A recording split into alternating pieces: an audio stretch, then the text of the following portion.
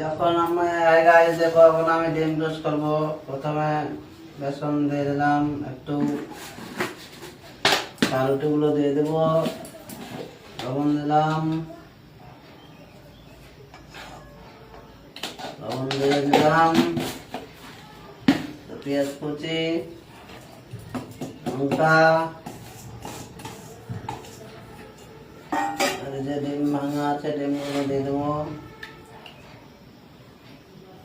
দিয়ে পাউরুটিগুলো দিয়ে দেবো, দিয়ে এটাকে এখন আমি ডিম টোস্ট তৈরি করবো। যে আমি এখন মেখে নিচ্ছি পাউরুটি দিয়ে, তারপরে ডিম টোস্ট করবো তেলে ভাজবো। তেল দিয়ে দিয়েছি,